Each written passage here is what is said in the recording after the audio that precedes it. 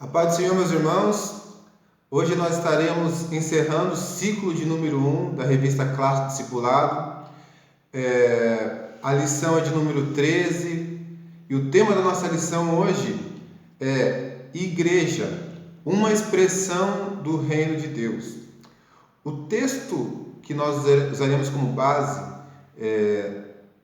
para essa nossa lição, ele se encontra em Mateus capítulo 16, versículo 13 e 18. Vamos estar lendo juntos para estarmos meditando também nesta lição. E chegando Jesus às partes de Cesareia, de Filipe, interrogou seus discípulos, dizendo: Quem dizem os homens ser o Filho do Homem? E eles disseram: uns João Batista, outros Elias e outros Jeremias, ou um dos profetas. Disse-lhes ele: E vós, quem dizeis que eu sou? E Simão Pedro respondendo disse: Tu és o Cristo, o Filho do Deus vivo. E Jesus respondendo disse: Bem-aventurado és tu, Simão Barjonas, porque não foi carne e sangue que te revelou, mas meu Pai que está nos céus. Pois eu também te digo que tu és Pedro, e sobre esta pedra edificarei a minha igreja, e as portas do inferno não prevalecerão contra ela.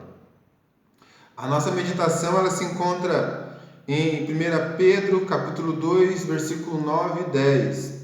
Mas vós sois a geração eleita, o sacerdócio real, a nação santa, o povo adquirido, para que anuncieis as virtudes daquele que vos chamou das trevas para a sua maravilhosa luz.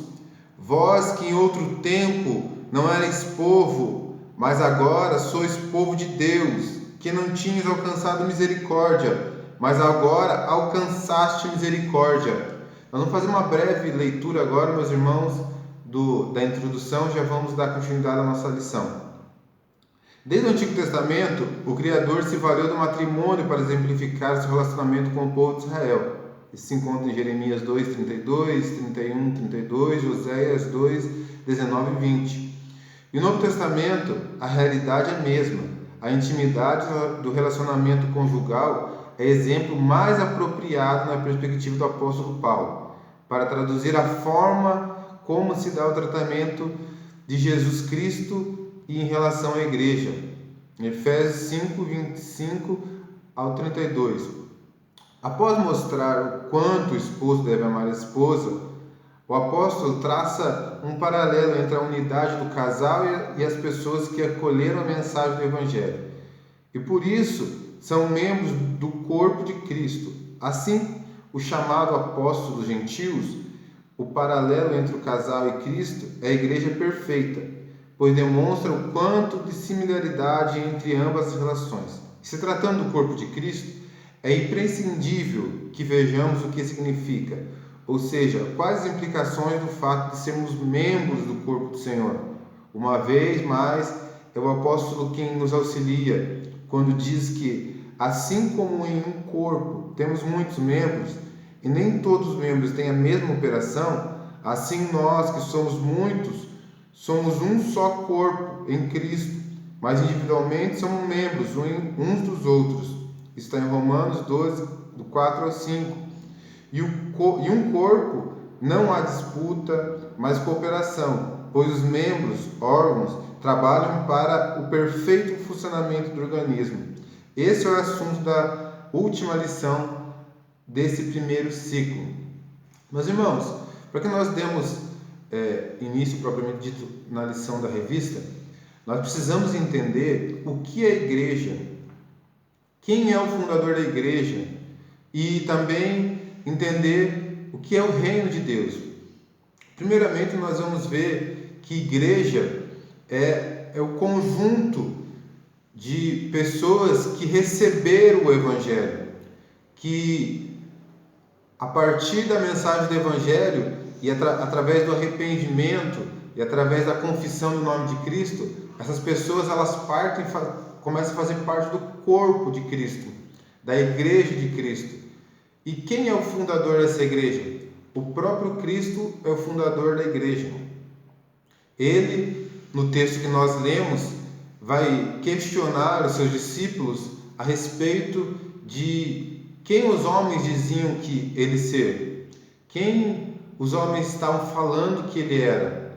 E através desse questionamento, o apóstolo Pedro, ele, inspirado por Deus, ele faz uma revelação a todos aqueles que estavam ali, que Jesus era o Cristo. E através dessa revelação que Pedro recebe, Jesus demonstra que, em cima daquela revelação, que Jesus era o Cristo, o Filho de Deus vivo, era em cima de Jesus que a igreja seria fundamentada, e as portas do inferno não prevaleceriam contra a igreja. E a igreja foi fundada de forma propriamente dita no dia de Pentecostes, através da mensagem do Evangelho. Então, nós entendemos que a igreja foi fundamentada por Jesus, o fundamento, a pedra angular é Jesus, e a igreja é formada tanto por gentios quanto por judeus. E isso traz uma unidade. Quem traz unidade para o corpo de Cristo é o próprio Cristo através do Espírito Santo. Na nossa lição, nós vamos ver que ela vai tratar a respeito que a igreja é a expressão do reino de Deus. E no primeiro subtópico da nossa lição, nós vamos ver que a igreja foi um projeto de Deus e faz parte do reino de Deus. Ou seja, o reino de Deus é tudo aquilo que abrange o domínio de Deus, ou seja, todas as coisas. E a igreja faz parte desse projeto, faz parte desse domínio do reino de Deus. E, consequentemente, ela expressa esse reino. Ela foi separada para expressar esse domínio do reino de Deus na terra. Deus havia separado um povo para chamar de seu, o povo de Israel, o povo judeu, para expressar o reinado de Deus na terra. Mas esse povo rejeitou o domínio, o reinado de Deus, rejeitou o Filho de Deus e, de maneira terrível, eles acabaram crucificando o Filho de Deus, fazendo com que, de alguma forma plena, se cumprisse a vontade de Deus, fazendo com que, pela morte de Jesus Cristo, mais pessoas fossem alcançadas, mais povos fossem alcançados, que esse era o projeto de Deus, fazer de todas as nações, de todas as tribos, de todas as línguas, um só povo. E isso que se forma, dessa forma que se forma a igreja, que nós hoje conhecemos.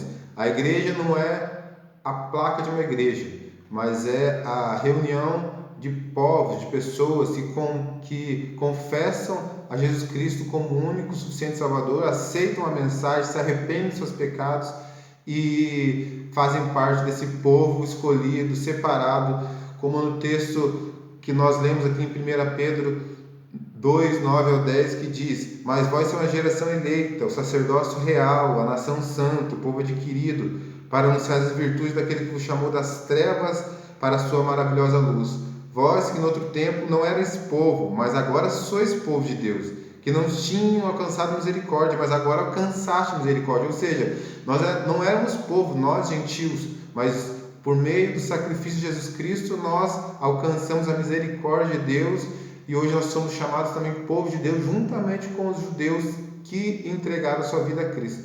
E nós fazemos parte desse reino. Ou seja, a igreja não é a totalidade do reino de Deus, mas ela é representante do povo de Deus na terra. Ela expressa a vontade do reino de Deus na terra.